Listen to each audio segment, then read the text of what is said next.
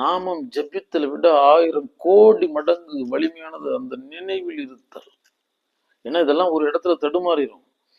என்பு நைந்து உருகி நெக்கு நெக்கு ஏங்கி அன்பினும் ஆறு கரையது புரள நன்புலன் ஒன்றி நாதவென்று அரற்றி உரை தடுமாறி உரோமம் சிலிர்ப்ப கரமலர் மொட்டிட்டு இருதய மலர கண்களி கூற நுண்துளி அரும்பு சாயா அன்பினை நாள்தோறும் தலைப்பவர் தாயை ஆகி வளர்த்தனை போற்றி.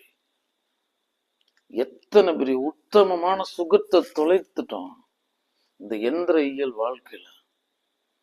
என்பு நைந்து உருகி நெக்கு நெக்கு ஏங்கி விம்மி அழுகுறாங்களோ அது மாதிரி அன்பினுமாறு கரையது பொருள் பிரம்மாண்டமான அன்னை உடஞ்சிருச்சு. அப்படி சக்க மாதிரி ஒரு கடுகு மாதிரி அடித்து செல்லப்பட்டு கொண்டிருக்கிறோம். அது ஆனந்த கடல். ஆம் செல்வங்களே,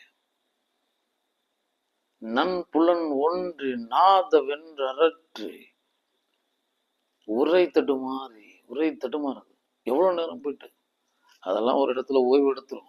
சும்மா நம்ம பிதற்றிக்கிட்டு பேசிக்கிட்டு இருக்கிற வரைக்கும் நம்ம என்ன அந்த சுத்த பொண்ணு ஆவலுங்கிறது தான் சொல்றேன்.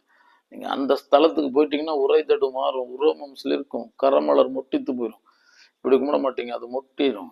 இருதய மலரும், கண் களி கூறும், நுண் துளி அரும்ப ஒரு நுண் துளி ஊசி முனை அளவு எல்லாம் உளுந்து உளுந்து அழுகுறாங்க. அழுவக்கூடாதுன்னா அழுவலாம். ஆனா இவர் இப்படிதான் சொல்றாரு, நுண் துளி அரும்பு சாயா அன்பினை நாள்தோறும் தலைப்பவர் தாயை ஆகி வளர்த்தனை போற்றி.